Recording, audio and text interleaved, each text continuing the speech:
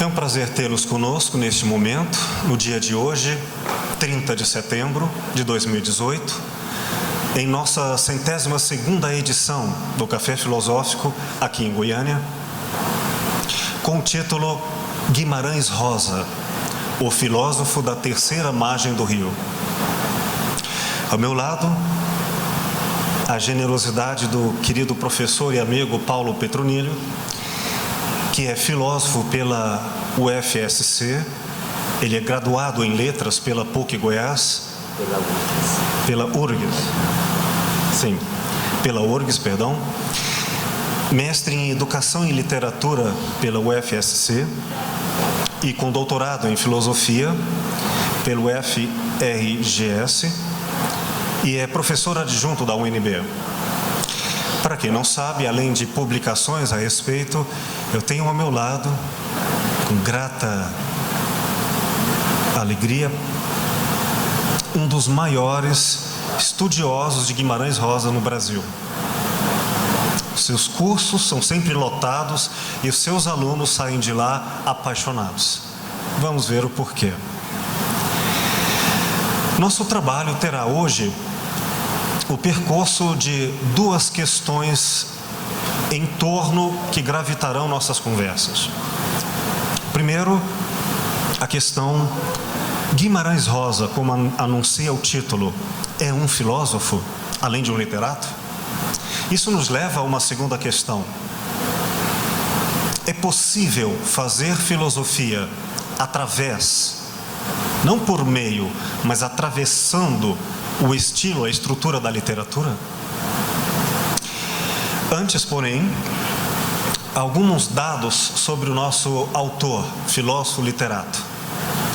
João Guimarães Rosa nasceu em 27 de junho de 1908, em Cordisburgo, Minas Gerais, e faleceu, voltou para casa, em 19 de novembro de 1967. Foi escritor, diplomata, novelista, contista e médico. Considerado um dos maiores escritores brasileiros e mundiais de todos os tempos. Membro da Academia Brasileira de Letras, também foi indicado ao Prêmio Nobel de Literatura. Um intelectual avesso às entrevistas, não costumava dá-las, mas o fez, num desses raros momentos, a uma prima, ainda menina, criança, por meio de cartas a pedido dela para uma tarefa escolar. E, a fim de que ela ganhasse seus pontos escolares, ele responde com estas palavras, entre aspas, um trecho desta entrevista, no qual ele assina como Joãozito. Aspas. Eu falo português, alemão, francês, inglês, espanhol, italiano, esperanto e um pouco de russo. Leio sueco, holandês, latim e grego, mas com o dicionário agarrado. Entendo alguns dialetos alemães. Estudei a gramática do húngaro, do árabe, do sânscrito, do lituano, do polonês, do tupi, do hebraico, do japonês, do tcheco, do finlandês, do dinamarquês. Bisbilhotei um pouco a respeito de outras, mas tudo mal.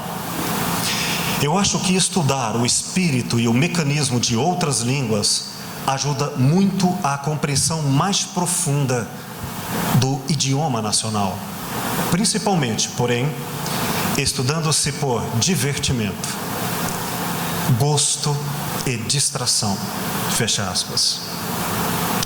A sua obra se destaca, sobretudo, pelas inovações de linguagem, sendo marcada pela influência de fatores e falares populares e regionais que, somados à sua espetacular erudição de autor, permitiu a criação de inúmeros vocábulos, a partir de arcaísmos e palavras populares, invenções e intervenções semânticas e sintáticas. Este é Guimarães Rosa. isto, etc., e outras coisas.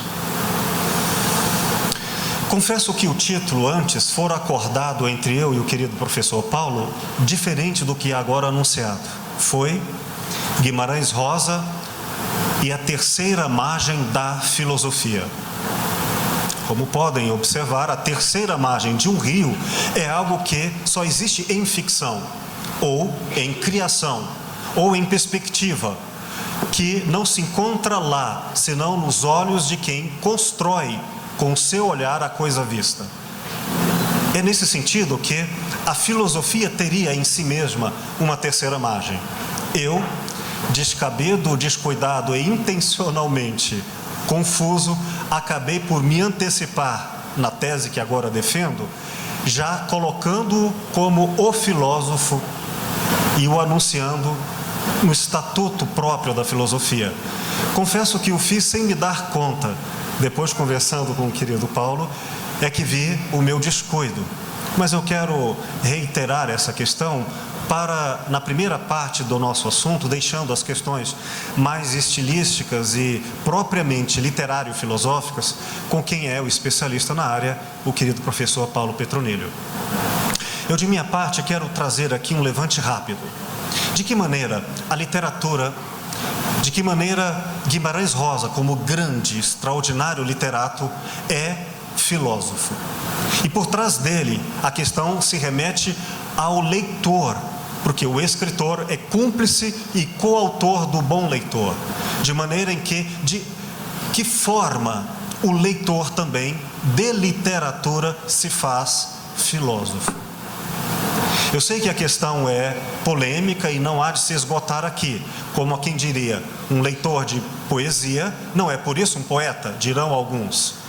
Mas eu quero problematizar essa questão, tirando ela da visão cartesiana de que uma coisa é uma coisa e outra é totalmente diferente. Não, quero fazer mesclas. Nesse sentido, é importante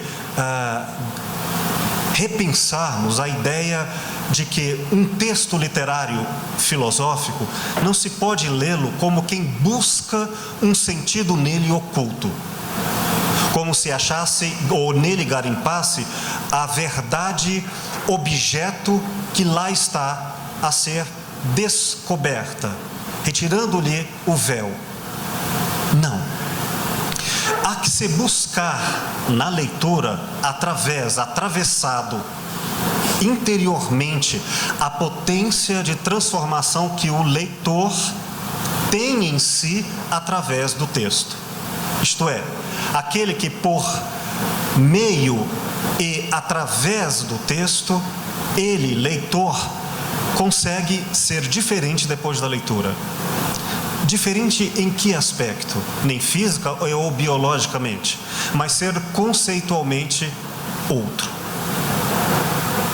O candidato, vamos dizer assim, a filósofo, por meio da literatura, ele, fugindo a qualquer noção de passividade, não procura no texto um produto para consumi-lo, mas ao contrário, ele procura intervir no texto para se tornar ele próprio um produtor de sentido, cúmplice do leitor, co-leitor e co-criador do texto. Essa tese, entre tantos, é trazida por filósofos como Deleuze e Guattari, na sua clássica obra conhecida O que é a Filosofia, onde ele procura recuperar um sentido perdido, inclusive no meio acadêmico, do que propõe a filosofia para ser, em sua origem, autêntica. Ele diz, é criar conceitos.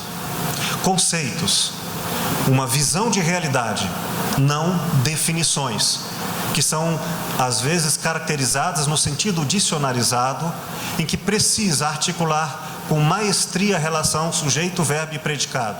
O conceito, ele se dá por um salto intuitivo da realidade, e que pode se dar sem definições. Esclareço. E farei isso mesmo através do nosso Guimarães Rosa.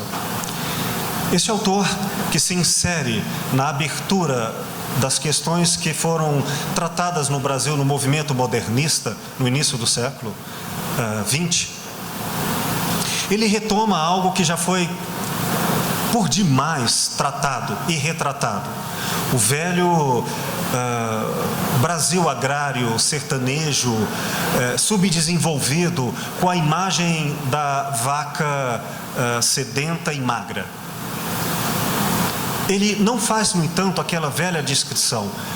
Vamos ver o que ele faz com esse sertão e também com o homem simples e comum da terceira margem do rio, que o professor Petronilho vai nos narrar. Guimarães Rosa era um filósofo, era um leitor de Platão, especialmente de Plotino, esse filósofo do primeiro século depois de Cristo, egípcio, místico, e que recupera as noções de Platão de uma essência universal que abarca e antecede todo o mundo das aparências, para a qual todos nós voltamos e queremos com sede coparticipar do universo. É, portanto, um ser que procura, no particular, dar um salto para o sentido universal da vida. E é nesse sentido que precisamos ir a essa imagem, uma das mais conhecidas de Noel, de Guimarães Rosa, a ideia do sertão, mas não o geográfico, o sertão universal, o sertão como metáfora da condição humana. Bom, para isso é importante observar que ele, Guimarães Rosa, inventa uma nova linguagem para descrever o que está diante dos olhos. Inventar uma nova linguagem eu já o considero como um criador da perspectivação filosófica. Porque pela linguagem comum não era possível, muitas vezes, dar visibilidade ao incomum. Mais do que descrever, era preciso sentidos inaugurais, originais, que recuperassem a origem do sentido do olhar, que não se dá porque as coisas estão à nossa frente, mas porque tem no observador o interesse muito além do que se vê. Ou seja, lembrando o filósofo Merleau-Ponty, o mundo que o olho vê é o olho que vê o mundo. Há, nesse sentido, uma construção e uma criação no ato de olhar. Guimarães Rosa faz isso, mas para fazê-lo por escrito, ele precisa reinventar a linguagem. Ou seja, ele reinventa a lógica, a gramaticalidade da linguagem. Ele reinventa a estrutura sintática do nosso pensamento. Então ele não está apenas trocando uma palavra por um sinônimo. Ele está criando uma estrutura linguística que só é possível àquele que filosofa, àquele que vê para além do óbvio. Pois bem, ele inventa uma nova linguagem para traduzir a fala, a estrutura da oralidade. E aqui eu levanto um parêntese para dizer que ele escreve na estrutura oral e não na estrutura positivada do texto escrito. Faz como os antigos escritores do mundo pré-industrial, a lembrar dos textos bíblicos, a lembrar de Confúcio, a lembrar de toda a tradição brahmane. Ele faz como uma narrativa de acontecimentos orais. Por assim dizer, ele é um escritor que permanece e insere o estatuto da oralidade. Que diferenças filosóficas isso estatui? O texto formal exige uma lógica linear, parágrafos e, portanto, semânticas que são encastradas na forma das virgulações, das pontuações. Ela nos obriga à linearidade da esquerda para a direita e um formato que, por exemplo, não nos pode interromper uma palavra ou uma sílaba fora da sua divisão correta para a linha seguinte. Mais do que isso, é um olhar formatado. Quando ele escreve à maneira da oralidade, ele rompe com essas figurações. Criando uma imagem para isso, seria como o mapa mundi, que é nos apresentado como um plano, mas na verdade é um circular, é um movimento circular. Então, como desenhar uma esfera no plano? Essa foi a genialidade que exigiu dele um pensar filosófico, para que o texto fosse uma fala. Só isso já reelabora a noção do que é pensar. Porém, ele faz isso para dar voz, inteligência ao homem simples, ao sertanejo, a fim de revelar como é possível esta personagem da oralidade, o homem ignorante, analfabeto, iletrado, como este ser que não pensa textualmente por escrito, como este ser é capaz de pensar como autenticamente um filósofo.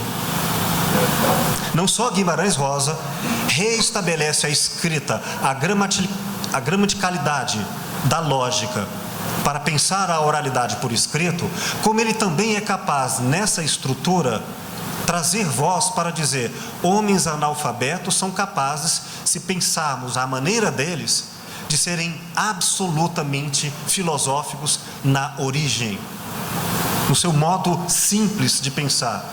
E o que eu quero dizer por filosófico, o sentido original do que faz criar a filosofia, um pathos afetivo, um espanto que consegue, não através de definições, mas através de construções da linguagem, levar a pessoa a um salto para além do óbvio, com um total ou espanto, surpresa, arrepio, inusitado, em que ela não consegue mais continuar a ser como era e tem que reinaugurar a vida em outro estatuto de realidade. O que faz com que uma conversa dessas que Guimarães Rosa fez ao percorrer o sertão como um pesquisador, não um professor, mas um aprendiz diante dos analfabetos, e entender como eles pensam e aprender a filosofar à maneira dele.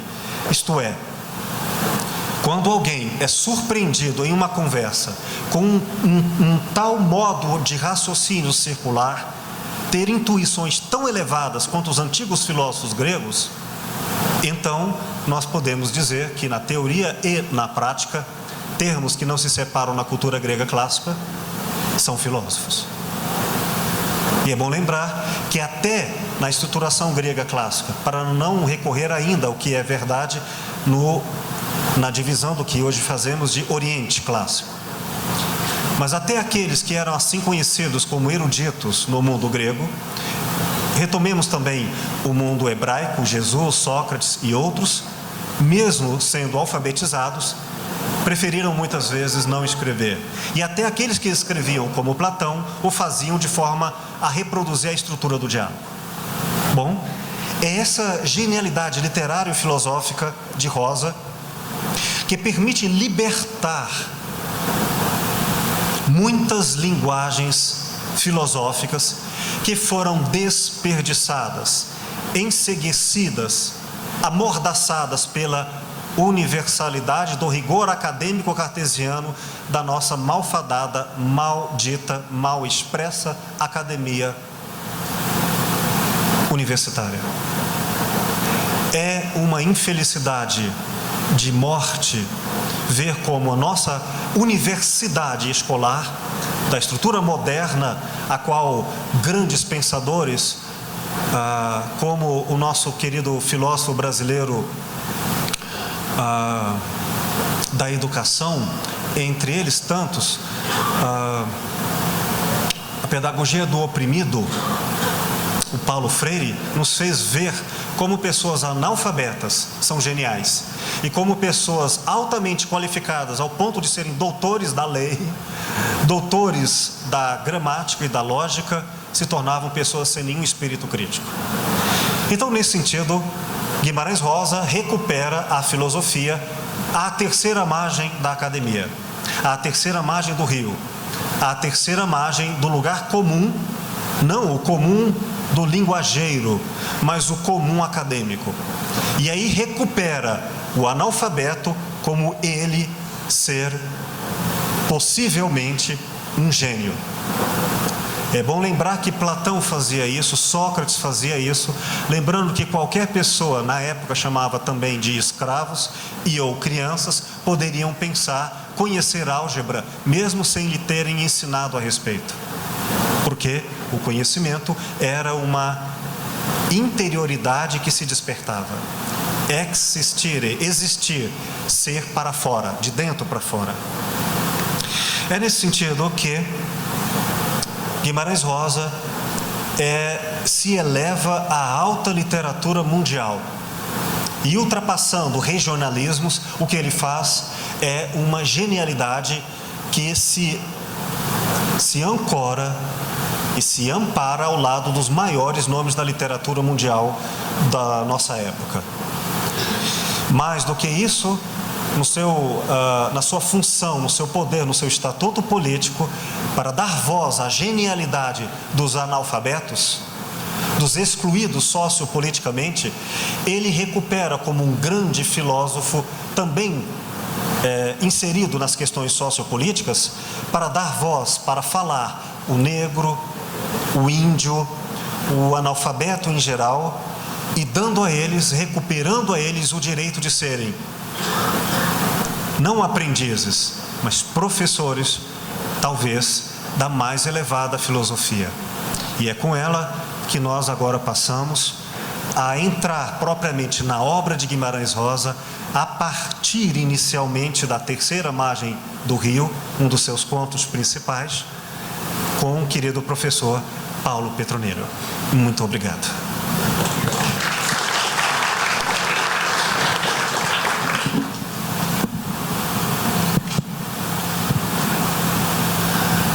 Boa tarde a todas e todos.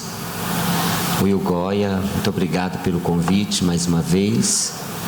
E me sinto extremamente feliz em poder estar aqui e ao mesmo tempo conversar com todos a respeito de Guimarães Rosa, que é um escritor que eu aprendi a gostar, a admirar, já tem um tempo. E eu confesso que a cada momento que eu retomo,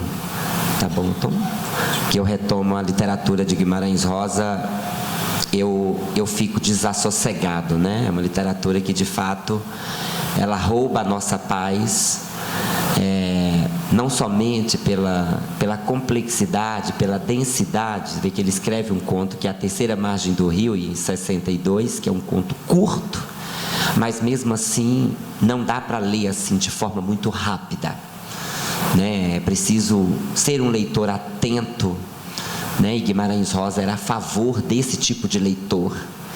Ele é tão a favor que, quando ele escreve um conto intitulado Burrinho Pedrez, tem um momento, uma cena que vale a pena eu lembrar, em que esse burrinho ele está parado em semissono, tangendo as moscas que passam na sua cara, e ao mesmo tempo ele começa a dormir, e uma baba começa a sair no canto da boca. Já Guimarães Rosa diz: olha, é esse tipo de leitor que precisamos, esse leitor ruminador de ideias, esse leitor que lê atento e demoradamente a ponto de sair essa baba no canto da boca. Então, Guimarães Rosa, ele exige esse tipo de leitor. Imagine, você... a escritura dele, ela é extremamente concisa. Eu acho que muitos fogem dela pela concisão, pela erudição. Mas depois você pega a literatura de jeito e deixa ser devorado pela rama, você começa a perceber que ele está falando, usando-se uma linguagem um pouco rebuscada, complexa, mas para falar de coisas muito simples, que é do nosso modo de ser no sertão mundo, que é do nosso complicado modo de ser no mundo, né? Então, parabenizo a vocês, o Bolshoi, pela temática. Eu acho que em tempos sombrios como o nosso, a arte, em especial a literatura, ela se transforma numa arma, numa máquina de guerra contra esses fascismos que estão em nós, em nossas vidas, em nossos corpos, contra esse fascismo que tira a nossa liberdade de ser tão ser, contra esse fascismo que nega a nossa possibilidade de rir, que tira da gente a nossa potência. Por isso, o sertão sim, ele jamais. Ele não, porque o sertão é alegria. Ele não, porque o sertão é liberdade. Ele não, porque o sertão não cabe no bolso. O sertão é infinito. Ele não, porque o sertão é a alma de nossos homens. Ele não, porque o sertão é onde o pensamento da gente se forma mais forte que o poder do lugar. Hashtag ele não. Bom, antes de mais nada eu gostaria de fazer uma rápida observação sobre a relação literatura e filosofia, que eu acho que, no que diz respeito ao Guimarães Rosa, essa relação ela se embaralha muito, a ponto de não existir uma linha muito clara que separa a filosofia da literatura, e a gente às vezes não sabe o que é filosofia e o que é literatura, né? Quando a gente tem como ponto de partida a terceira margem do rio, que é o título enigmático assim, dessa nossa conversa, a princípio a gente questiona as duas margens que o rio existe, e a genialidade de Guimarães Rosa nos fez pensar uma outra, quer dizer, uma terceira. A terceira seria a margem que essa margem ainda está por vir. É a margem que exige de nós mesmos um esforço de criação e de invenção de novas possibilidades de vida, né? Se estamos aqui é porque estamos tentando criar uma terceira margem pelo demônio da criação e da invenção, né? Porque esse sertão ele não está pronto, ele não está acabado. Então acho que o que há em comum entre a grande literatura e a grande filosofia é que ambas testemunham a vida. E Guimarães Rosa, ele era um escritor consciente dessa relação dialética arte e vida, né? Ele era tão consciente que teve num congresso latino-americano que aconteceu em Gênova em 1965, ele disse a Gutten Lorenz essa seguinte frase. Ele disse assim: quem não fizer do idioma o espelho da sua personalidade não sobrevive. A linguagem e a vida é uma corrente contínua, tanto que ele chamava a língua de minha amante, né? Eu tenho uma amante, a minha amante é a língua. Eu e a língua somos um casal de amantes que juntos procriam-se apaixonadamente. Então ele tinha uma paixão pela língua, ele tinha uma paixão pela coisa e pelo miolo da coisa, né? Então Guimarães Rosa, ele é instigante, não somente por criar uma linguagem carregada de um espírito estranhamente mítico e místico, oscilando entre as forças de Deus e do diabo. Em toda a sua escritura é possível encontrar questões que saem da mera existência singular, individual, e atingem o ápice do universal, porque o que está em jogo é o próprio homem. Prova disso aqui no Grande Sertão Veredas, que é sua obra-prima, que eu acho que é importante sempre recorrer, até mesmo porque antes do conto A Terceira Margem do Rio, ele primeiro escreveu o Grande Sertão em 56, e todas as temáticas, né, que estão nas primeiras histórias, engraçado que já embaralha a gente daí, primeiras histórias não significam que sejam as primeiras histórias dele. As primeiras histórias no Sagarana, em 1946 que ele estreia, em 56 o Grande Sertão, em 62 ele chama de primeiras histórias, o que não são as primeiras, ou seja, já começa a desconstruir a gente na noção de primeiro, não é o primeiro, quer dizer, ele começa pelo meio, inclusive. Tanto que Riobaldo, que é o personagem mor dele, ele diz: o senhor sabe onde é o sertão? Começo dele, beira dele, meio dele, tudo saia do escuro, são dos ocultos caminhos. Então daí você tem algumas máximas, aforismos e tudo mais, que te forçam a pensar, né?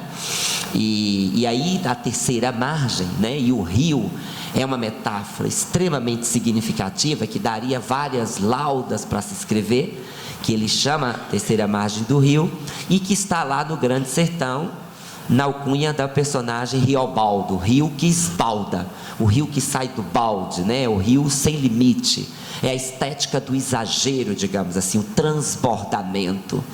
estético, político e filosófico por natureza, né?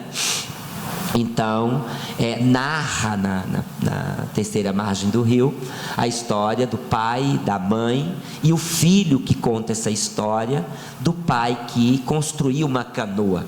E essa canoa é um signo extremamente aporético, problemático, forte no Grande Sertão, porque aí a canoa é o nosso canto no mundo, como pode ser o caixão em que todos nós, a nossa morada eterna, quer dizer, aí a crítica literária, ela pega para tudo quanto é tipo, de todo lado. Mas eu acredito assim que esse conto, ele coloca de uma forma tão interessante a questão da morte, né, que é o outro lado, e a travessia está ali, a travessia que todos nós fazemos, iremos fazer um dia no sertão mundo, no sertão da existência, né, para o outro lado, para outra banda, e essa canoa se desgoverna a qualquer momento, sem termo real. O próprio Riobaldo dizia: a morte de cada um já está em edital.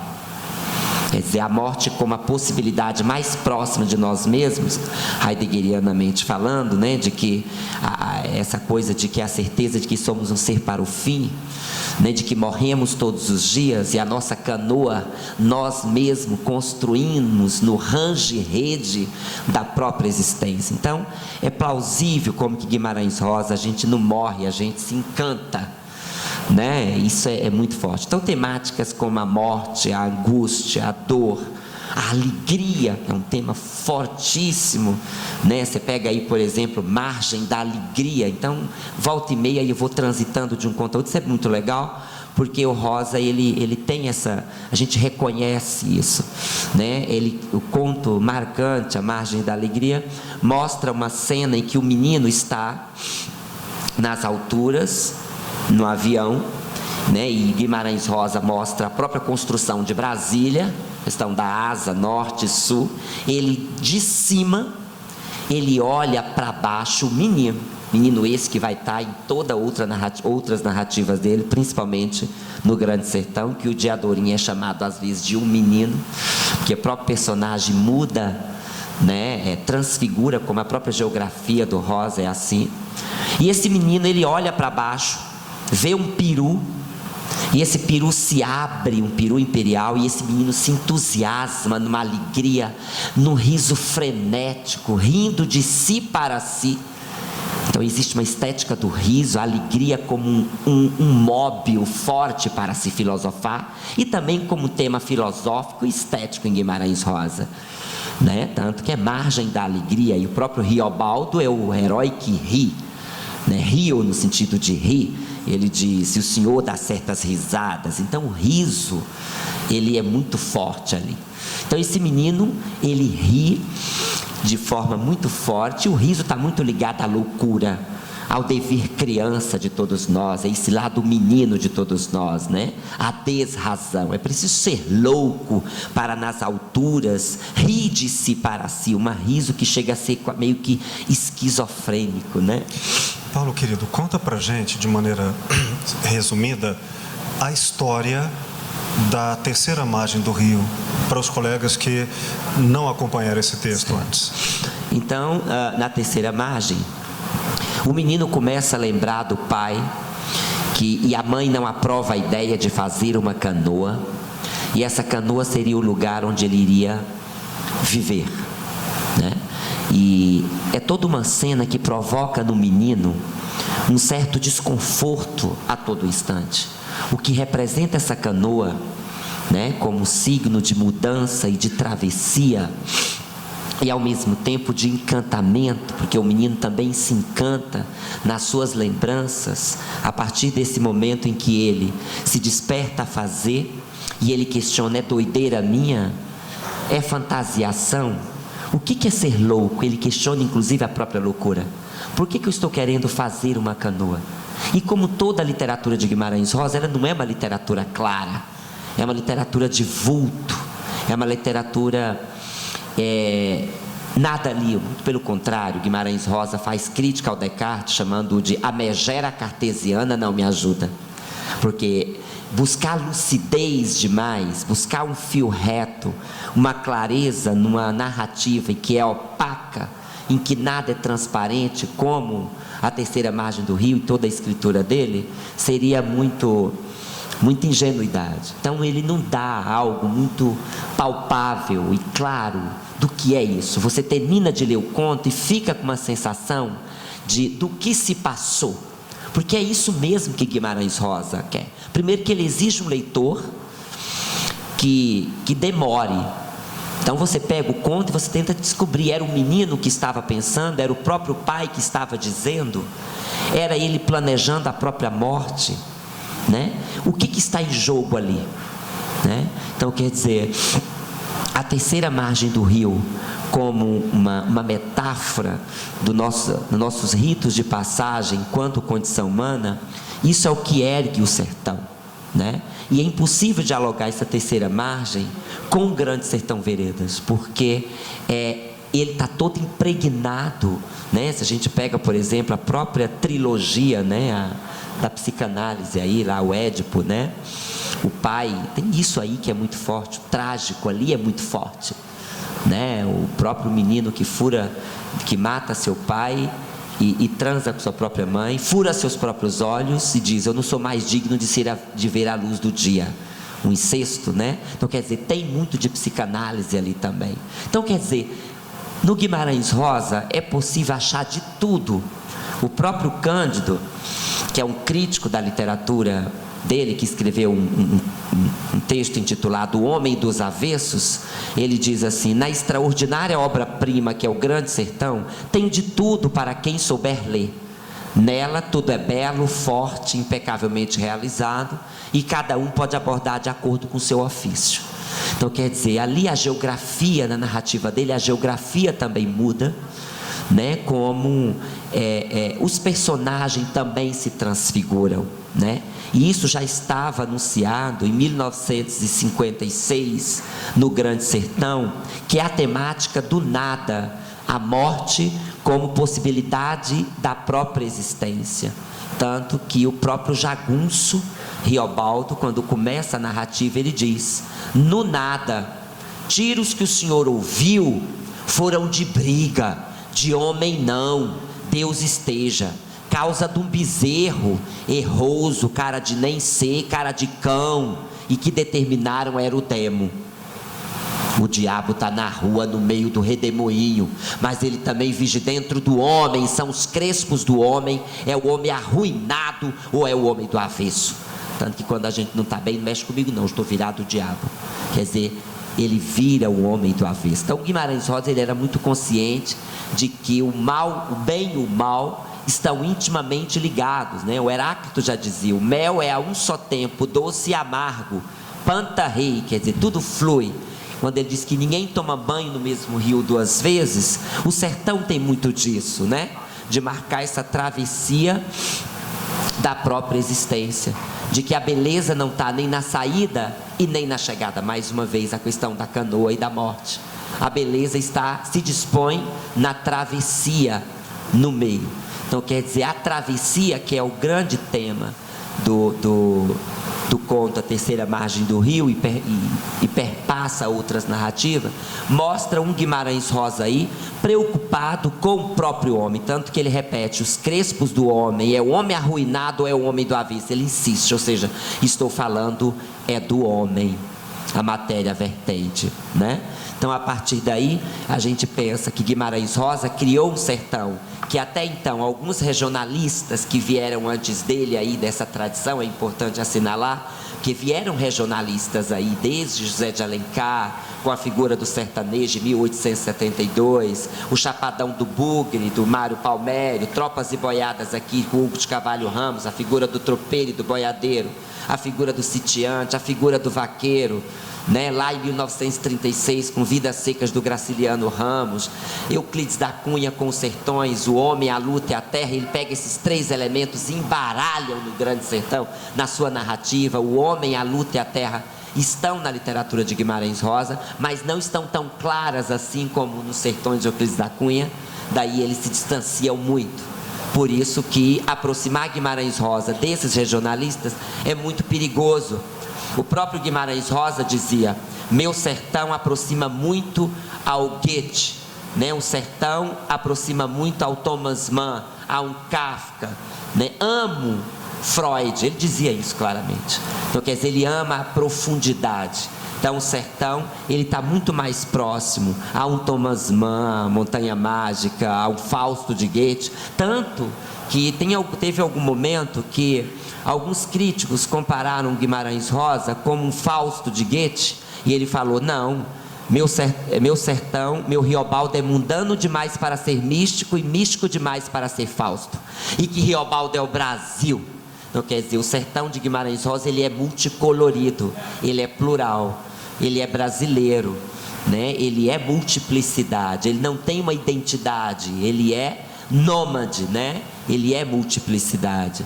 E é nesse sentido que ele cria uma terceira margem que nos força a pensar, que nos coloca a caminho de nós mesmos e da compreensão existencial do que nós somos no mundo e do que nós fazemos nesse sertão que é o próprio mundo, já que o sertão não tem fim, né? Enquanto alguns regionalistas falavam do sertão de fora para dentro, a questão do pitoresco, da cor local, do paisagismo, né?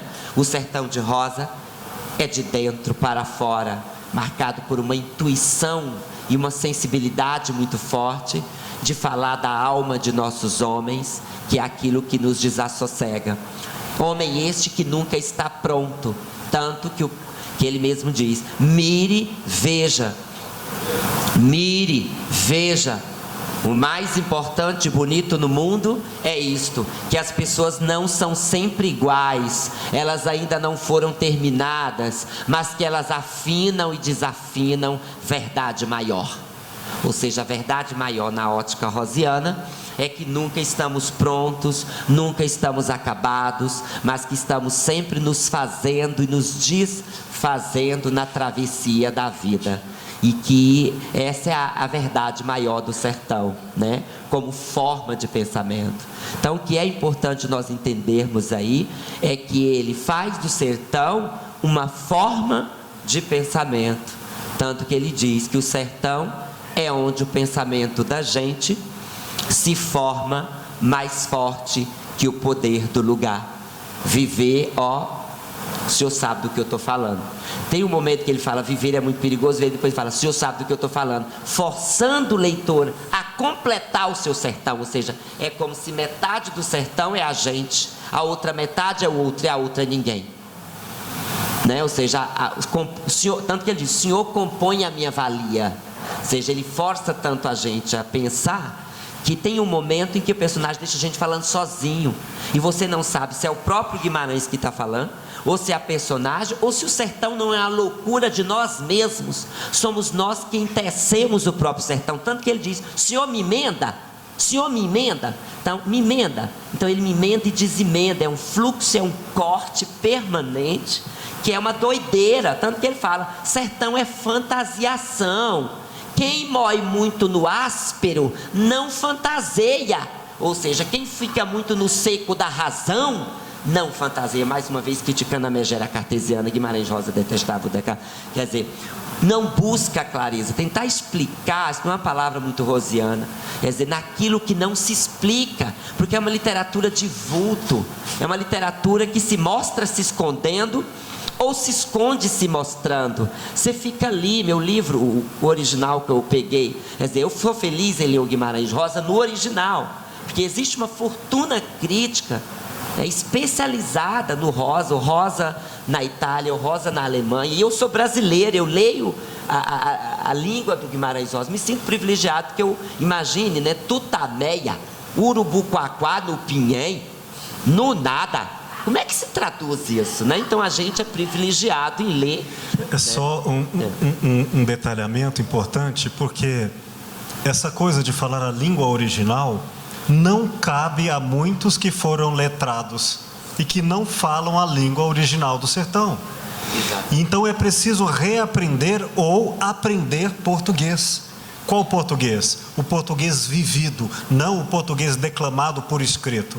Por isso, nem todos que falam português falam a língua original do livro. Exatamente. Interessantíssimo, porque tem um momento em que o próprio Guimarães Rosa coloca na boca do Riobaldo assim, ele diz assim: o sertão é a alma de nossos homens, né? E a gente aprende a contar histórias desde os mais velhos, a história multicolorida de nossos mais velhos, quer dizer, a maneira de contar ideias arranjadas no papel.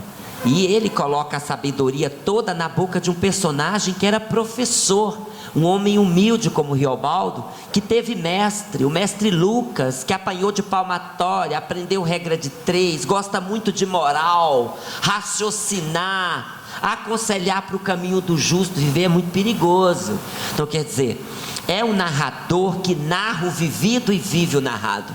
Ele narra as avessas, né? Então a narrativa dele é tudo do avesso, né? E essa terceira margem, ela é uma narrativa que vira o pensamento do avesso, porque coloca a gente em xeque, coloca em xeque o próprio sentido da morte. E a morte é traduzida sob o signo da alegria. Então, ele quebra essa ideia da tristeza que a gente tem, essa morte que foi um encantamento de uma morte, em que ele mostra: olha, se viver é muito perigoso, o mais perigoso ainda é você não enfrentar as várias caras do viver, e morrer é uma dessas caras, né? Então ele nos ensina a compreender o sentido da morte, que é tão desesperador e trágico, de forma construída, ele diz na terceira margem, construída no feliz, né? Então até a tristeza tinha uma certa felicidade, né? Ele dizia assim, Guimarães Rosa: se o senhor quer entender o que é a tristeza, olhe no fundo dos olhos de um cavalo. Ele amava cavalo, tinha retrato de cavalo na casa inteira, né? Ele era um amante da tristeza justamente porque ele era um amante da alegria. Eu encaro a terceira margem como um conto voltado para a alegria, muito mais do que a morte, muito mais. Então Guimarães Rosa, ele é muito carregado de armadilhas, assim. Tem muitas arapucas que, se a gente não tomar cuidado, né, entrar no miolo da linguagem, na sua vibração sonora, e entender sua escritura como uma música, como jazz, como dança, né, como signo a decifrar, né, é muito tentador isso, né? Então eu não sei quanto tempo eu ainda tenho, tá? Então, algo que ainda é importante a gente lembrar é que o Guimarães Rosa, então, ele tem uma forma de dizer o que é o mundo, né, a partir de toda uma compreensão mitológica. Tanto que tem uma crítica que eu acho importante, do Leonardo Arroio, que se chama A Cultura Popular em Grande Sertão, que mostra justamente esses avessos do homem, né? Como é que a cultura popular e toda essa questão do campo, né, ela é traduzida no Grande Sertão e é traduzida na sua literatura como um todo, né? Ou seja, as questões que a princípio elas são individuais, a saga de um escritor, de um narrador individual, ele traduz isso sob o signo do universal. Ou seja, o que ele está falando ali não é uma questão de um ente em particular, mas todos nós nos reconhecemos. Então ele quebra, desconstrói a ideia de que existe uma cultura erudita e uma cultura popular. Ou seja, existe uma terceira margem, e a margem ela pode ser qualquer coisa, desde que a gente invente, desde que a gente crie, desde que a gente não seja passivo diante desse sertão que é o mundo, né? A terceira margem é o nosso momento de inspiração. É nesse sentido que eu acho interessante a literatura, ela, como soberana do homem, ela se transforma numa potência do pensamento, né? Como dizia o Michel Foucault nas Palavras e as Coisas: que linguagem é esta que nada diz, jamais se cala e que se chama literatura? Nada diz justamente porque diz tudo. Jamais se cala porque a literatura de Guimarães Rosa é uma prodigiosa máquina de emitir signos a serem decifrados e interpretados. E é por isso que eu louvo a literatura, a ponto de dizer que se a literatura existe, é justamente para que nós possamos encontrar aquilo que em vão buscamos na própria vida.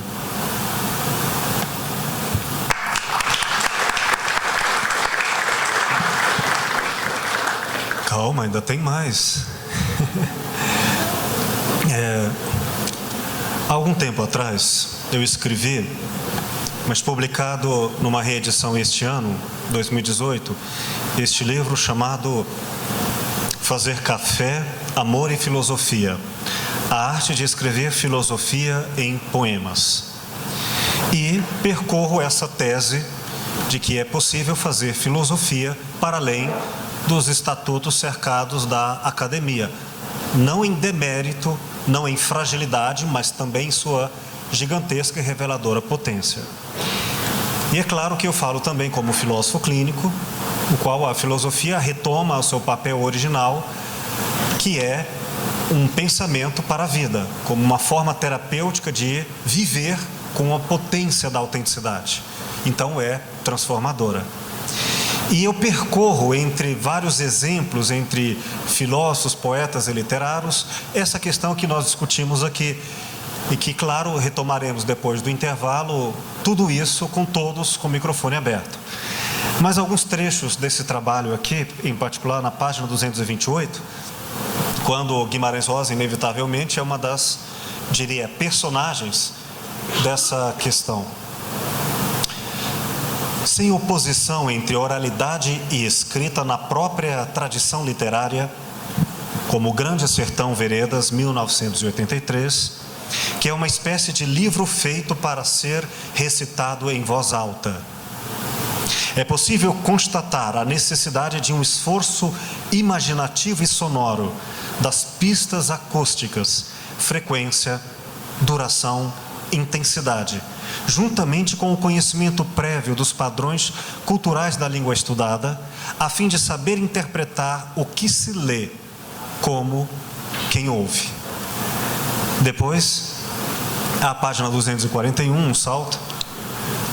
Quando um filósofo se esbarra no limite do já pensável e ainda assim encontra compungido a pensar originalmente de outro modo, é seu dever intelectivo raciocinar e agir com a grandeza audaciosa e libertária de um escritor, fabricando jogos linguísticos à altura da experimentação de novos significados.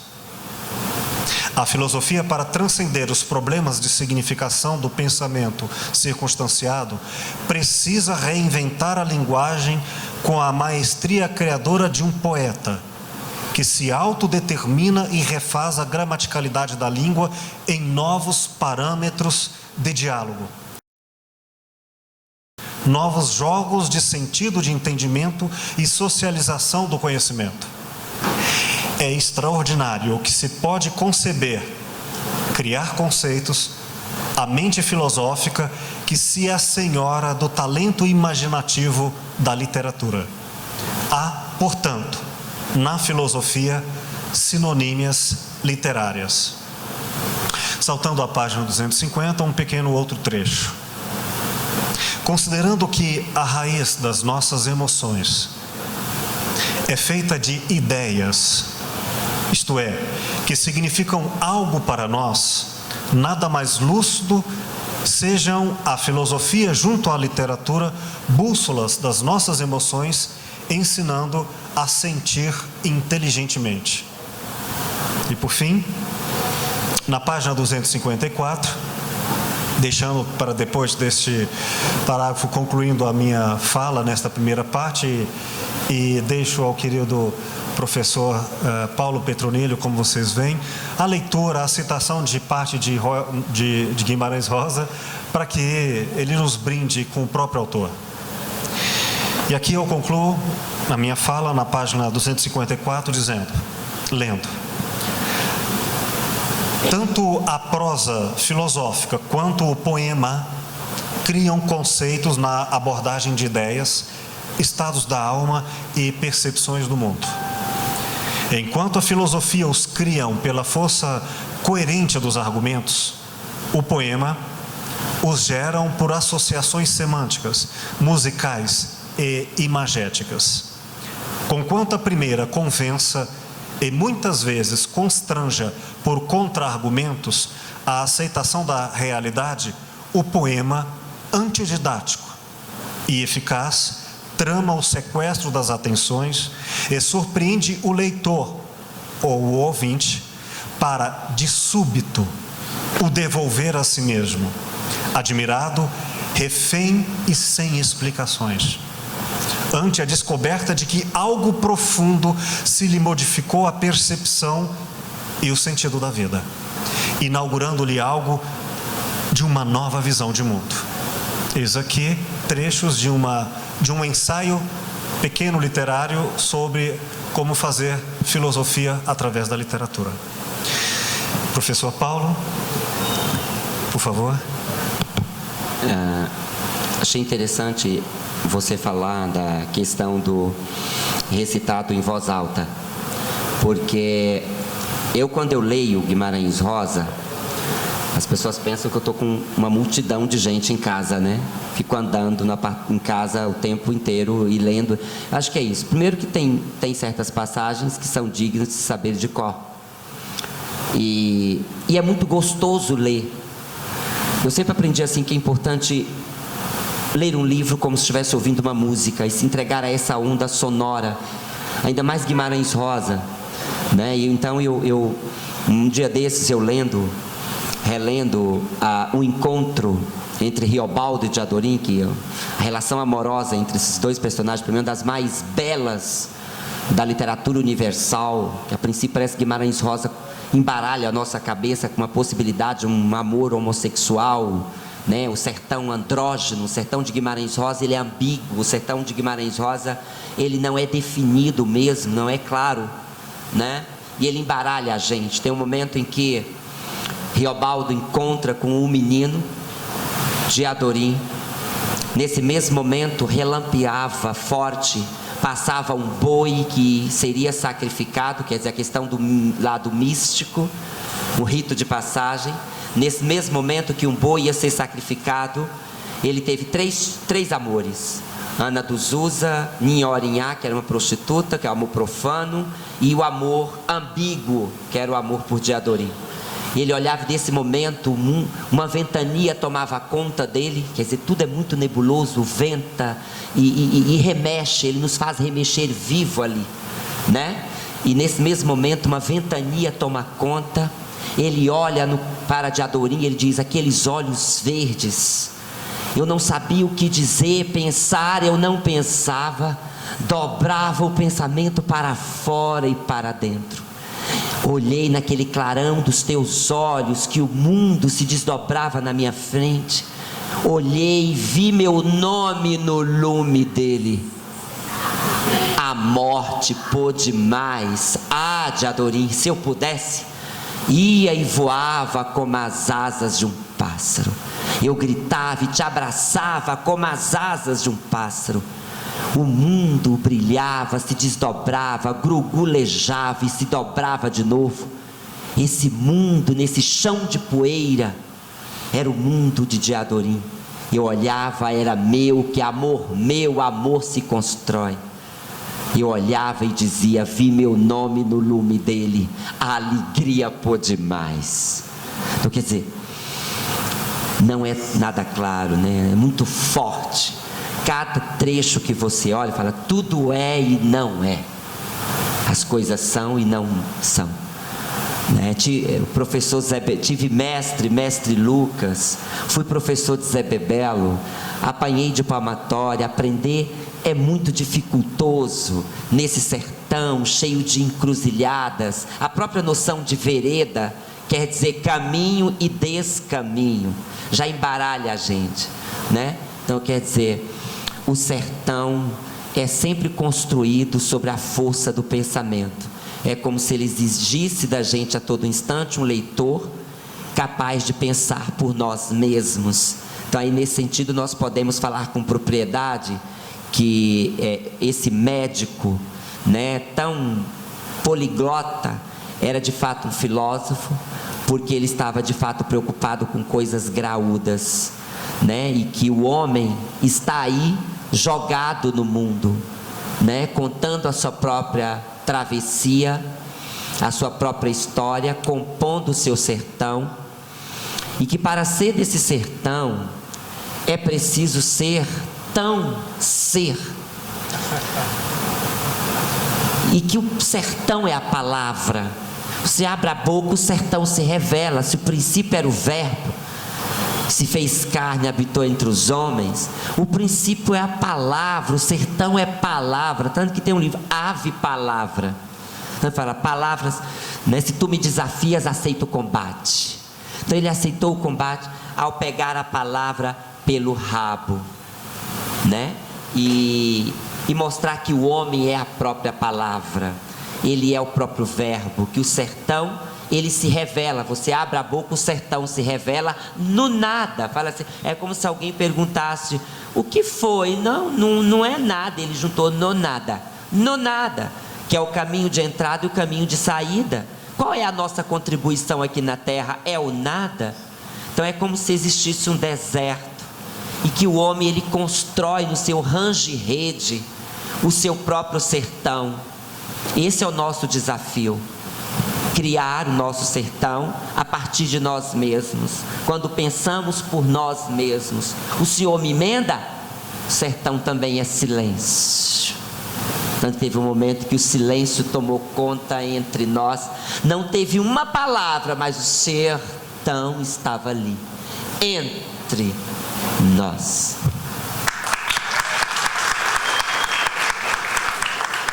Momento que você diz, fala alguma coisa, não é nada, mas está ali. Ao tentar dizer, o indizível aparece. É ali que está o sertão. Aliás, mais ali, lá, ali, acolá. O sertão está em toda parte, em parte alguma. Bravo! Eu terminarei essa primeira parte com aquela lembrança que talvez muitos tenham tido de suas professoras e professores no colégio, que é isto: complete a frase. O sertão é sertão. Muito obrigado.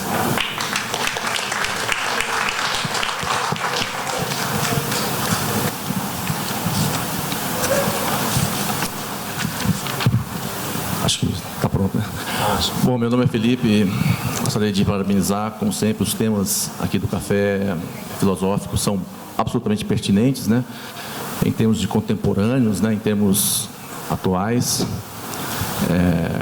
Parabéns pelas ambas as falas. Sobretudo, no primeiro momento em que o Petronílio chamou atenção para nossos tempos sombrios, né?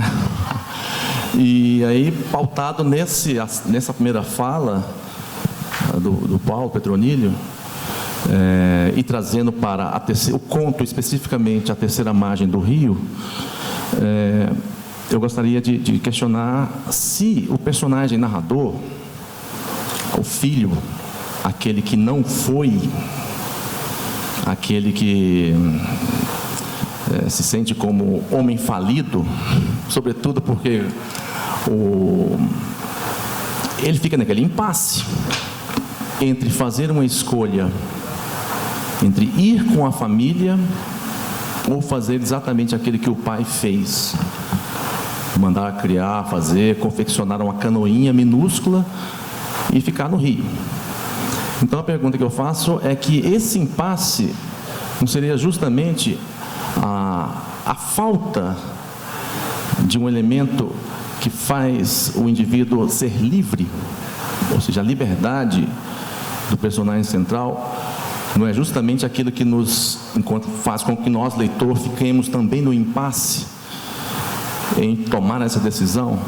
Ou seja, o conto, a terceira margem do rio, não exalta essa indecisão entre romper um status quo, que é o da família, que é o que estava estabilizado, e tomar uma atitude radical, e no caso do velho, do pai, de voltar às suas origens mais primitivas, ou seja, ficar mais próximo à natureza, não de uma maneira anacrônica, não arcaico no sentido depreciativo, mas existencial, uma tomada de decisão radical. E já que foi mencionado em inúmeras das falas aqui, em inúmeros momentos, a questão da aproximação da filosofia e da literatura, eu queria chamar a atenção para um filósofo do século XX, Wittgenstein, que é um filósofo, enfim, que flertou com o positivismo lógico, com a filosofia analítica, e ele matava de raiva os filósofos que ali se encontravam, como Rudolf Carnap, entre outros, que em dado momento ele começava a recitar poesia, e aquilo irritava profundamente os analíticos, porque eles estavam pautados em sentenças. E justamente o Wittgenstein que colocava o seguinte: os problemas filosóficos não existem, os problemas filosóficos são problemas de linguagem. E num outro momento, um segundo Wittgenstein, ele chega a dizer o seguinte: daquilo que não se pode falar, deve-se calar. Ora, a arte é exatamente o contrário, a literatura é exatamente o contrário nesse sentido. E não seria esse aspecto imanente da obra de arte, esse aspecto imanente da literatura de Guimarães Rosa, que faz com que o sertão emane dessa própria arte, da própria literatura? Não é justamente a imanência da obra de arte, não a mera imitação ou mimética, ou mímesis. É claro, existem resquícios da mímesis em todo fazer artístico, da mimesis platônica, aristotélica, enfim, que chega até o século XIX. Mas parece que a imanência da obra de arte, ou seja, aquilo que contrapõe ao que transcende, aquilo que contrapõe ao externo, é que justamente, paradoxalmente, é o que faz com que a gente crie mundos. Aí, parafraseando o próprio Guimarães, o próprio Riobaldo, né? O sertão é do tamanho do mundo, ele está em toda parte. Se ele está em toda parte, não está em lugar nenhum. Então eu gostaria de que vocês lucubrassem, né, acerca dessas pontuações. E, para finalizar, sem ser anacrônico, num poema do Álvaro de Campos, um heterônimo de Fernando Pessoa, chamado Tabacaria, ele começa enfaticamente: não sou nada, nunca serei nada. Aí, dito isto, trago em mim, tenho em mim todos os sonhos, tenho o sonho de todos, trago em mim todos os sonhos. Isso é socrático, sei que nada sei. Então gostaria de colocar essa última questão no sentido: se o personagem central que narra a história não é justamente a terceira margem do rio, porque ele não é nada. Aliás, ele pede que perto da morte, que por favor pegue por braço e coloque numa canoinha de nada no rio, que é uma metáfora da vida, sem dúvida alguma. Obrigado. A questão, como podem ver, é simples. Tão simples quanto uma metáfora. Essa é a genialidade que Wittgenstein recupera. Não apenas ele, eu me valho muito de Wittgenstein neste ensaio que eu me referi anteriormente, mas outros pensadores, outros grandes filósofos que mesclam a possibilidade da filosofia para além do discurso lógico, como Paul Ricoeur, a metáfora viva. A ideia é que, enquanto metáfora, enquanto jogo de linguagem, não tem como eu pensar pelo outro substituindo algo que só existe entre nós. Por isso, quando ele diz: o que não se pode falar deve-se calar, não é para que não nos comuniquemos, mas deve-se calar a pretensão de uma verdade explicativa para o que só existe enquanto dialogamos. É nesse sentido que o enquanto não não termina quando eu paro de falar, mas quando eu paro de pensar. E a metáfora do qual Wittgenstein se vale para poder fazer as investigações filosóficas, e do qual autores, filósofos e literatos como Guimarães Rosa farão filosofia via metáforas, mesmo que a palavra tenha sido calada, mesmo que ela tenha sido concluída, metaforicamente, ela permanece sendo repetida e reinaugurada em novas interpretações ao infinito. Todos os evangelhos foram escritos sobre essa mesma pretensão. Quer dizer, a metáfora tem o tempo de milênios. A metáfora tem a capacidade de síntese em que, de tão curto, por tão bem elaborada, é capaz de ser refeita ao infinito. Por isso é que o que não se pode falar deve se calar, é no sentido cartesiano, para dizer o que não se pode falar logicamente, deve se calar logicamente de forma linear, mas deve se continuar entre nós. Enquanto houver leitor e escritor, o diálogo não cessa. Por isso, Wittgenstein se repõe na sua obra As Investigações Filosóficas para dizer: o significado está no constante reavivamento da interpretação. Citando um trecho da obra que eu ponho aqui, diz ele, Wittgenstein, em seu aforisma 43: pode-se para uma grande classe de casos de utilização da palavra, aspas, significação, se não para todos os casos de sua utilização, explicá-la assim: a significação de uma palavra é seu uso na linguagem. Portanto, o que fez Guimarães Rosa foi dar novos usos a uma potência infinita das releituras. Wittgenstein, acho que foi reencarnado aqui em Guimarães Rosa como um filósofo da linguagem. É extremamente instigante a sua pergunta, a sua colocação, e eu acho que tem a ver isso com o que o Will acabou de dizer, no que diz respeito ao filho, né, que poderia... O que Guimarães Rosa quer instigar justamente é nesse sentido. É preciso liberdade e é preciso coragem para construir sua terceira margem. Ninguém constrói sua terceira margem na sombra de ninguém. Ele não podia seguir meramente os passos do pai, né, naquele range-rede da sua própria canoa, na sombra do outro. E isso é o que, ou seja, ser autêntico, e aí nesse sentido eu vejo muitos relampejos heideggerianos em Guimarães Rosa. E o Heidegger, ele trabalha muito esse embate entre a autenticidade e inautenticidade do ser. Tanto que no meu segundo capítulo da minha dissertação de mestrado eu chamo Ser e Não Ser Tão Dentro de Si. É para trabalhar essa questão do ontológico no sertão, né? Mas eu ia falando uma outra coisa. No sentido de que ser autêntico é se jogar no mundo, é se lançar no mundo, existir, se projetar. Ou seja, só se é autêntico quando se cria sua terceira margem por si só, quando se inventa novas possibilidades de vida através da criação, né? E estamos todos jogados no sertão mundo, né? Ele já está aí, o que Heidegger chama de Dasein, né? De ser aí, o ser lançado, ser jogado. Então estamos todos, riobaldamente falando, lançados, jogados no mundo.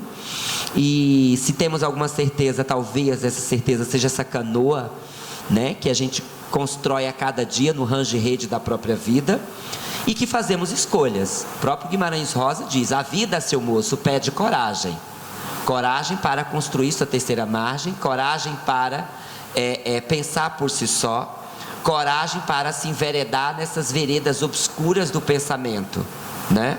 Então a vida, o sertão tem a ver com essa liberdade e essa coragem de pensar no nada, né? Porque quando você tem uma ideia, e aí o Will tem razão quando ele falou que o Guimarães Rosa era leitor de Plotino e Platão, né? Esses mundos que, né, o alto e o baixo conversam, dialogam muito bem. Quer dizer, o bem e o mal formam uma trança inseparável, embora eu tenha algumas desconfianças de que o diabo...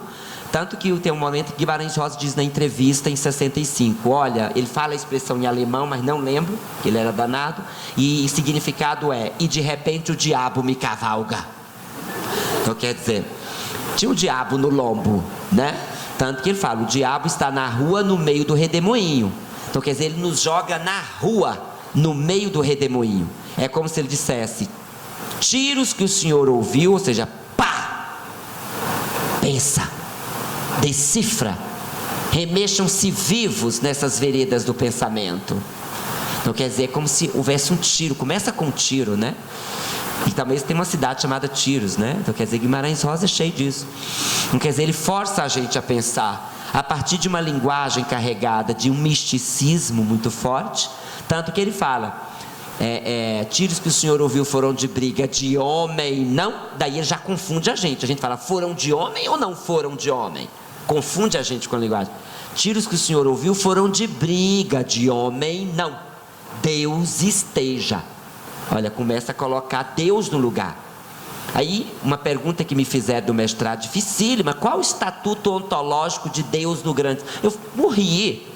O que é Deus? Se o que o diabo é o que há. Tanto que ele pactua com o demo em um lugar que se chama Veredas Mortas. Depois esse lugar é chamado de Veredas Altas. Quer dizer, a própria geografia se transfigura, metamorfoseia. É Riobaldo, que é o Baldo, que é professor. Ele tem vários, múltiplos Riobaldos, como se fosse a gente. Nós temos múltiplos Zeus, quantos sertões cabem em nós? É o menino que era de Adorim, que no final é Maria Deodorina da Fé Betancourt Marins. Olha só. Quer dizer, o próprio personagem se transfigura ali.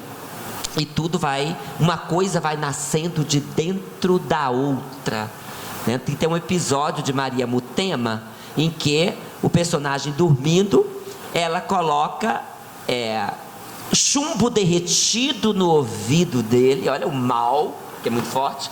E isso provoca na gente uma certa gastura.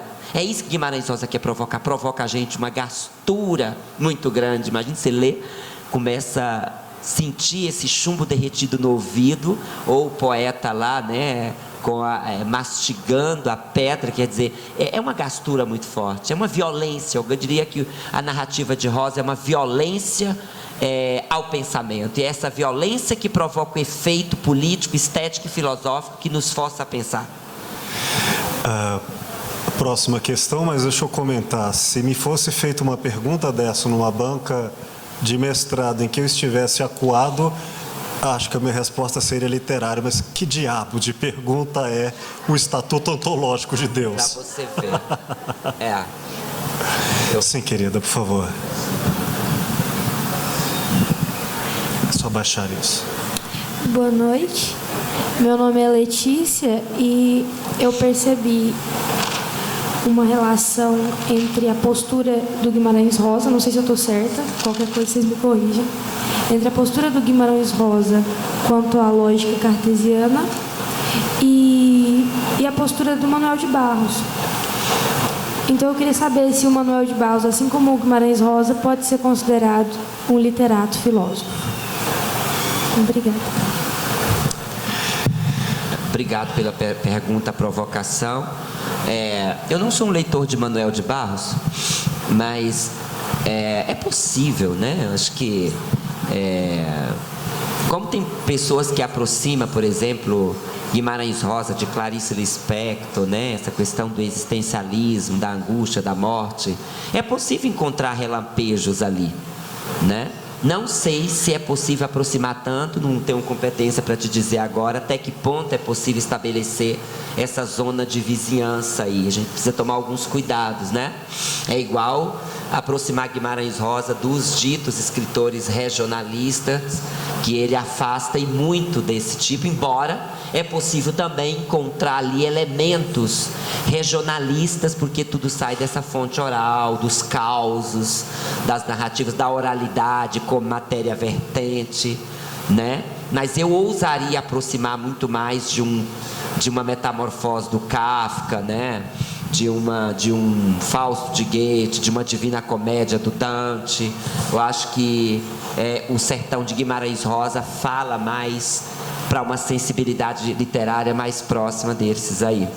E quanto ao cartesianismo, o próprio Rosa, assim, em vários momentos na entrevista em 65 em Gênova, quando ele fala da megera cartesiana, é justamente para dizer assim, o sertão não tem começo, nem meio, nem fim. Ele fala, o senhor sabe onde é o sertão? E ele chama a gente de o senhor. Olha a maneira como ele nos trata, né? Tanto que ele fala, Tanto que ele diz assim: sou só um sertanejo, e nessas altas ideias navego mal. Inveja minha de uns conforme o Senhor, com tanta leitura e suma doutoração. Olha que forte. Um homem com tanta sabedoria põe a gente lá embaixo, essa coisa meio socrática. Eu de nada sei, mas desconfio de muita coisa. Olha, tanto que ele é terrível. Olha, quer dizer, a filosofia está muito ali, pulula, salta aos olhos em todos os momentos, né? Então eu prefiro levar por esse viés aí, que eu acho que é mais recheado filosoficamente falando. A minha, diria, opinião crítica é que sim, Barros é indubitavelmente um grande filósofo, pelas mesmas razões, argumentos que só poderia repetir para fundamentar e reendereçar de Guimarães Rosa a Manuel de Barros a mesma leitura. Em que aspecto? Porque criam conceitos. E esses conceitos têm uma caracterização, ou a origem do pensamento filosófico, o pathos. De onde vem a nossa noção de patológico, ou tauma, de onde vem a nossa noção de trauma.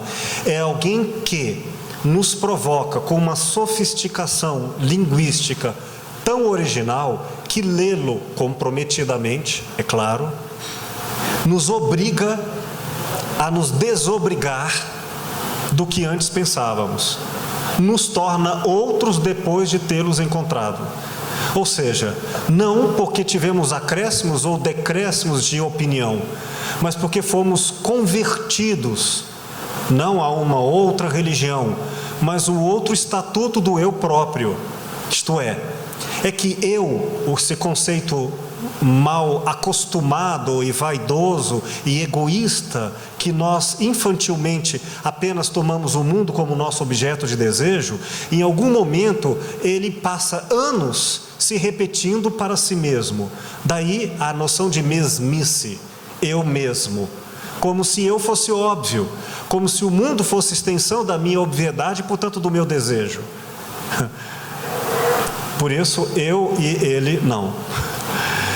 Mas, quando eu se converte em um pathos, em um susto, em um estranhamento para consigo, a alteridade, eu, diante de mim, com a surpresa de que não me igualo, eu me surpreendo, um espelho de refazimentos, então eu deixo de ser eu mesmo e me transformo ou me transporto para eu próprio. Ou seja, da mesmice para a apropriação de mim, no qual a autonomia, eu mandando em mim, é que me faço. Não me faço à custa de ninguém, me faço a mim mesmo e às minhas custas. Isto é, nascer-me novo é, em alguma instância, morrer-me antes. Por isso, autores tão grandiosos como Barros, como Rosa, nos fazem esta reviravolta. Agora, se o leitor for totalmente desinteressado, à semelhança de alguns professores que nos obrigam à tarefa de ler, e não porque somos desobrigados a sermos os mesmos, então eu devo dizer que não haverá mudança alguma. Mas aquele que lê como quem escreve e aceita as provocações entre linhas do que não é dito, e eu penso tal qual se o autor tivesse escrito ou dito, então, quando eu leitor e eu escritor, assumimos uma relação viva, neste momento, indubitavelmente, há um estatuto filosófico. Tão maior para o novo leitor, ou tão menor para o maior desinteressado.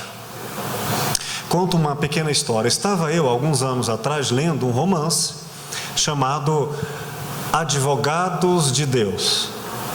O romance conta uma história que, em determinado momento policial, personagens foram sequestradas e, ao mesmo tempo, naquele instante da minha leitura, os mocinhos iam lá para resgatá-lo e os bandidos iam lá para matá-lo.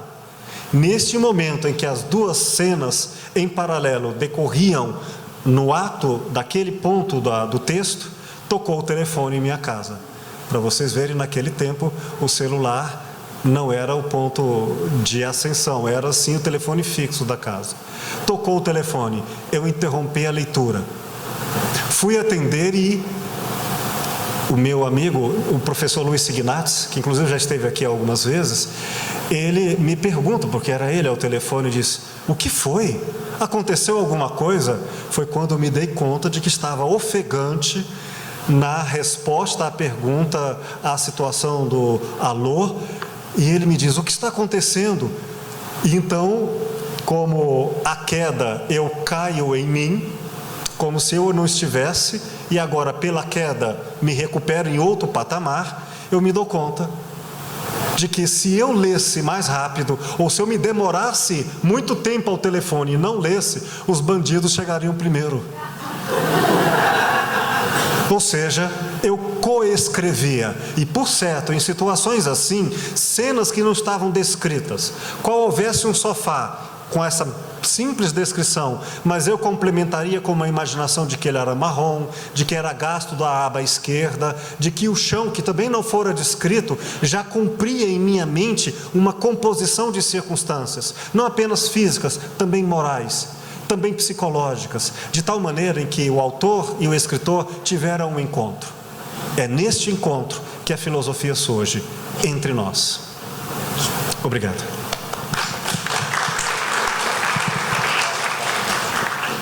Um de cada vez, o próximo. Reflexões, comentários. Sim, por favor. Eba, por favor. Ou por amor. À vontade. Boa tarde a todos. Boa tarde, meu querido Will, querido Paulo Petronilho. Eu tenho o prazer de sugar da sabedoria desse moço. Boa tarde a todos.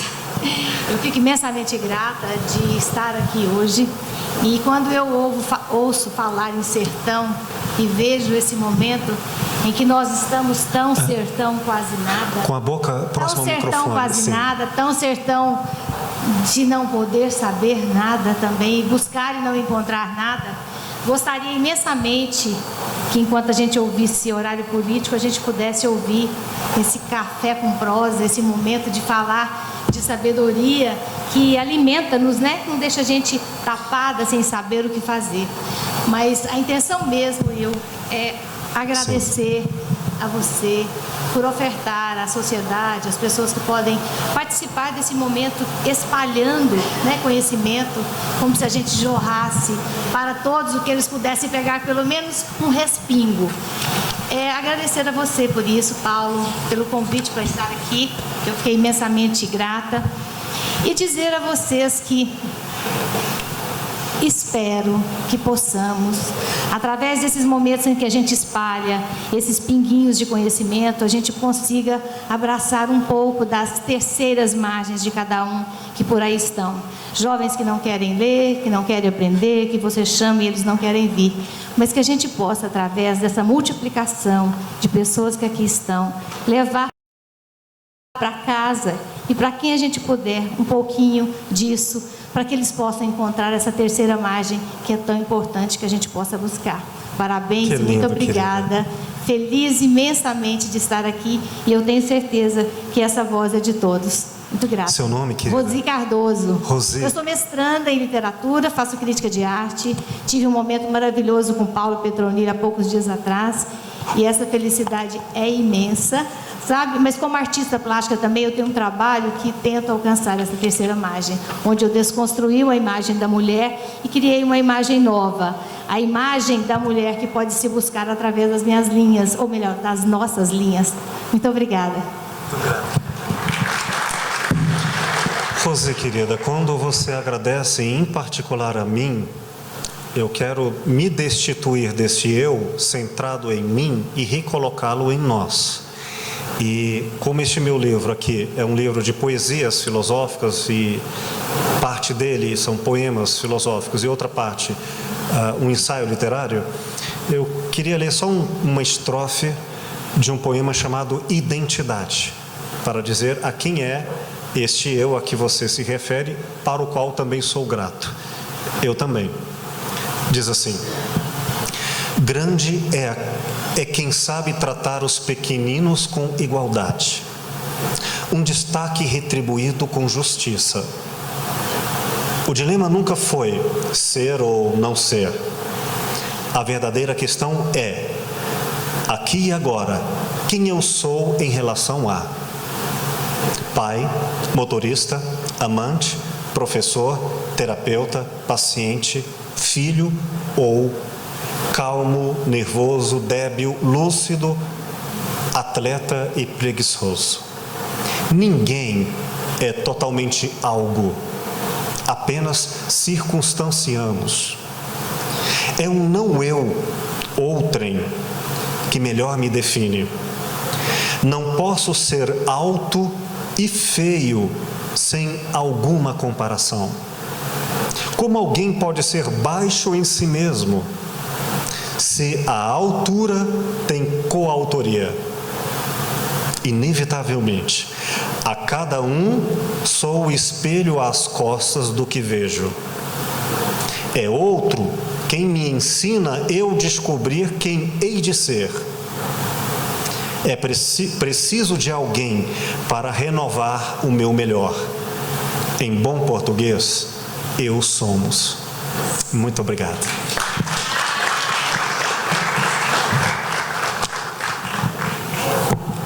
Alguma observação, por favor? Sim, querida, por favor.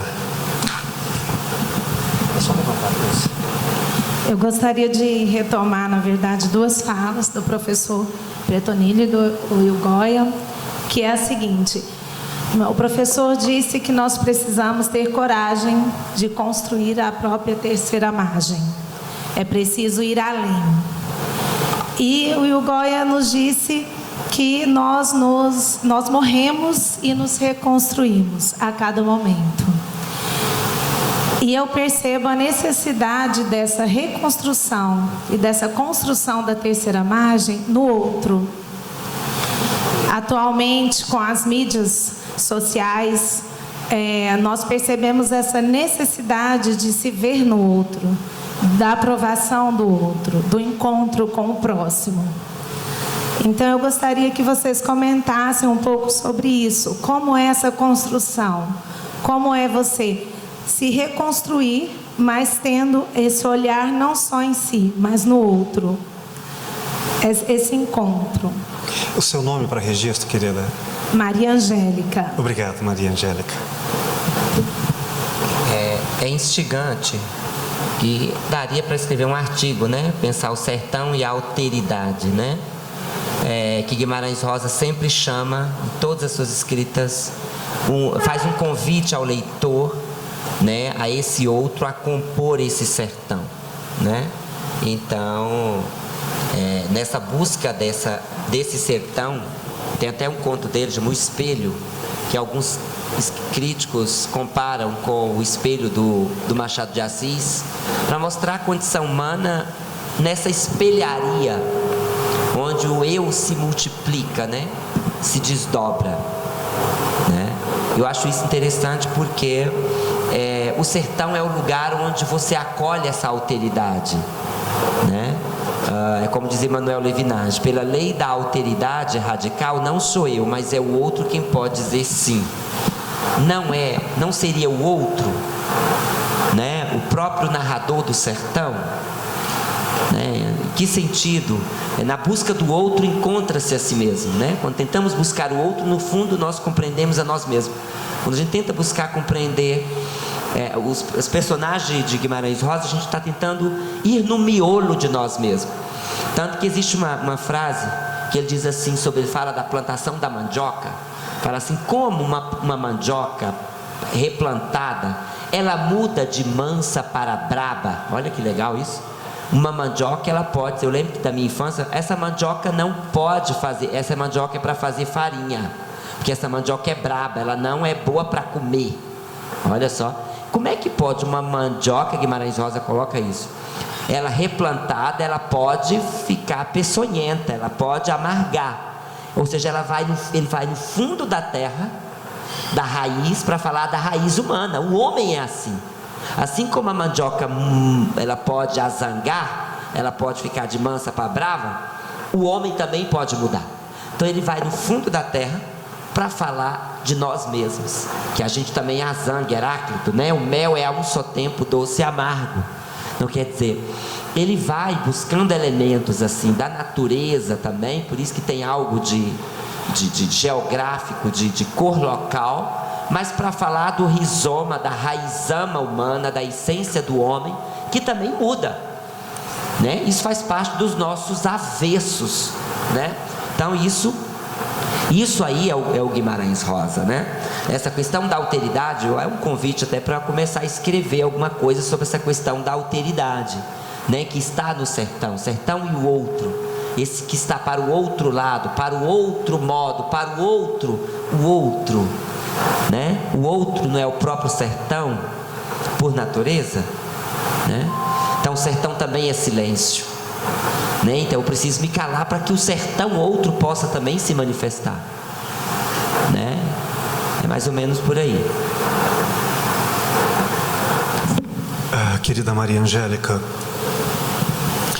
eu estou aqui me lembrando de como uma das epígrafes do pensamento ocidental, advinda de Sócrates, é convertido, é maldito e é deturpado quando Sócrates é citado assim, como se ele dissesse, perante as coisas, a vida, os problemas, eu não sei. Conquanto ele diz o inverso, eu sei que não sei. O conhecimento fundado, ancorado na abertura ao não eu, ao outro eu, ao além de mim, ao inefável que seja, mas é conhecimento. Nesse sentido, é bom lembrar que, se de um lado Sócrates tem a postura da autonomia, um saber que não sabe e se responsabilizar com a ignorância própria e dos outros, lembrando que essa é uma condição humana de todos nós, o não ser um sábio, por isso ser um amante, um amigo da verdade, porque ninguém a tem, a possui ou a representa, é preciso saber que não se sabe. Ora, se de um lado isto é autonomia, do outro lado é transcendência. Não tem a ver com o meu poder de saber que não sei, não tem a ver com a racionalidade.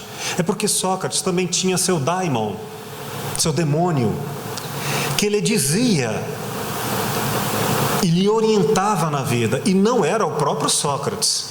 No entanto, esse daimon não cumpria uma afirmação propositiva do que fazer, mas esse daimon lhe informava, lhe intuía como um espírito guia, lhe mostrando possibilidades, mas nunca as respostas. O que o Sócrates fazia aos outros, que são perguntas, a fim de que eles se inquietassem diante do saberem que não sabiam, o daimon fazia com ele. No momento em que Sócrates, por exemplo, chegou a uma das suas situações limites, em que, dependendo da resposta que ele desse, em seu último julgamento, ele poderia ser condenado ou ele poderia ser absolvido, então ele pergunta, ele espera alguma resposta de daimon que sempre estava na vida dele, e daimon não fala, e Sócrates entende isso como uma fala. Isto é, não é apenas uma questão do que eu sei, mas também do que eu escuto. Então esse trânsito, eu sei e eu não sei, eu sei e sei que não sei, é uma relação que tem a ver com a morte e o renascimento. Parte de como eu posso ajudar o outro, talvez terapeuticamente, a nascer nele a autonomia, nascer no outro a responsabilidade, tem a ver com os meus critérios de ansiedade, do que eu sei e do que eu sei que não sei. Parecem trocadilhos, mas, para além desses trocadilhos, quero dizer, a régua com que medimos a presença do outro, o quanto ele está atrasado ou está adiantado pelas minhas ansiedades, eu preciso ajudá-lo, eu preciso ajudar outra pessoa a ser mais autônoma. Lembremos que uma dessas réguas é o eu, o que eu penso, o que eu posso saber. A outra em tudo me transcende. E se, para minha surpresa, por mais que eu me elabore entre nascer ou reconstruir, deixar morrer ideias e nascer outras, o daimon, o transcendente, sem que eu me dê conta, de repente o outro já está, vou usar entre aspas, mais evoluído, mais sábio do que eu pensava quando eu queria ajudá-lo. E se, por exemplo, vamos migrar isso para o sentimento de compaixão, que é uma espécie de querer ajudar o outro a ser melhor nele mesmo. E se o primeiro princípio em eu querer ajudar o outro, o sentimento de compaixão, tenha sido mal elaborado porque é a partir do eu, como quem provê, e do outro quem necessita. Se pensarmos a compaixão ao invés, como o quanto eu preciso de compaixão dos outros, o quanto eu preciso ao ajudar o outro, sou eu próprio o ajudado sem que eu soubesse. Por isso, o saber e o não saber, o falar e o escutar, não são respostas, mas são diálogos. Ora, diríamos, eu vou ao outro porque ele não sabe e eu preciso ajudá-lo a não cair. Outra vez, eu caio em mim e me dou conta de que ao ensinar é que estou aprendendo. Vá saber. Obrigado. Só complementando, tem um momento que o Guimarães Rosa coloca na boca de Riobaldo uma frase que é assim: de nada sei, mas desconfio de muita coisa. Quer dizer, um narrador que é tão sábio e que desconfia, Guimarães Rosa nos faz trocar a confiança pela desconfiança. E às vezes é do outro que a gente também deve começar a desconfiar, né? Nesse sentido, acho que Guimarães Rosa, ele cria um pensamento margem quando ele diz que tudo é e não é. O senhor acha e não acha.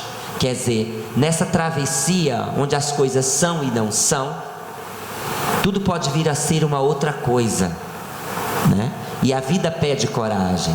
A vida pede coragem para se reinventar a partir desse entre. Quer dizer, o sertão não tem um lugar, é um entre-lugar. Sertão é a desterritorialização, inclusive da noção de território, da noção de sertão. Tanto que ele fala, nos gerais é assim, ou seja, no geral é assim. Não somente em Minas Gerais, mas no geral é assim. Sertão adentro, sertão afora. Quer dizer, mas não é um fora exterior, é um fora que às vezes é mais dentro que o próprio dentro. Então quer dizer, não tem uma dualidade ali, é uma coisa que vai nascendo de uma outra coisa. Eu gosto da ideia de ambiguidade ali, né? Onde o sertão fica muito opaco e tudo vai saindo desse escuro, desses ocultos caminhos, né? Então eu gosto desse Guimarães Rosa, filósofo, e aí ele se fortalece nesse lugar filosófico literário quando nos coloca a pensar a partir de ideias divagadas a ponto de dizer: sou só um sertanejo e nessas altas ideias navego mal. Então a gente de nada sabe, a gente apenas navega mal das ideias. Olha só, um homem que fala isso, a gente que pensa que sabe, a gente se sente um nadinha, né? A gente é no nada, a gente que se acha demais, né? Então a gente navega mal das ideias.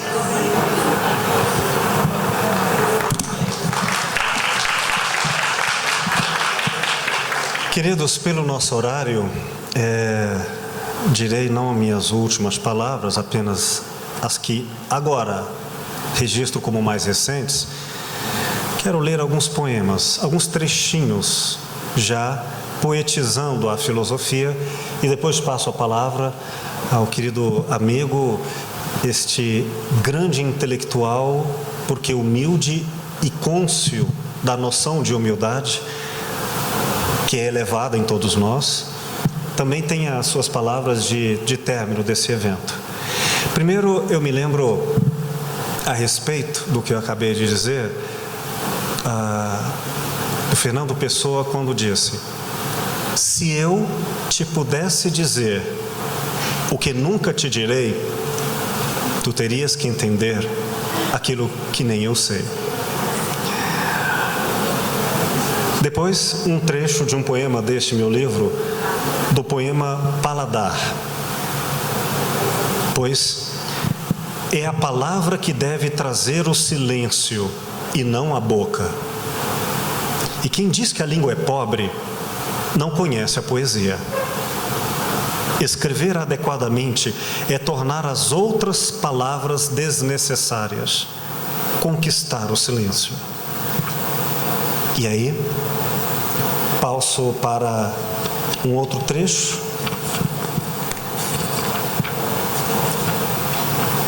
Sabe do poema, trecho do poema Você Me Ama? Sabe por que a gente existe? A resposta está nas muitas perguntas que a vida refaz em cada problema.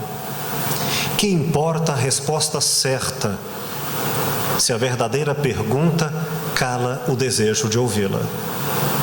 Dê-me uma questão sem resposta e creia na força do meu silêncio. E sobre a morte e o renascimento, mais um trechinho do poema Pro Nome Pessoal Ser. Morrer é preciso. Depois, a pressa é passageira e o corpo não espera a alma decidir. Cada um tem a idade que consegue. O que o corpo não sabe, a alma pode. Muito obrigado a vocês.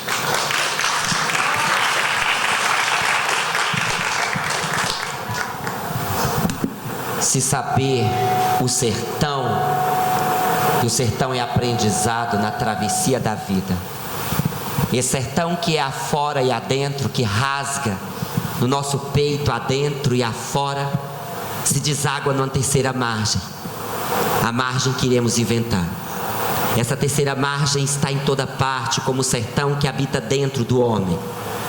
Se ele é dentro do homem, ele vem como uma força, a força de dizer sim à vida.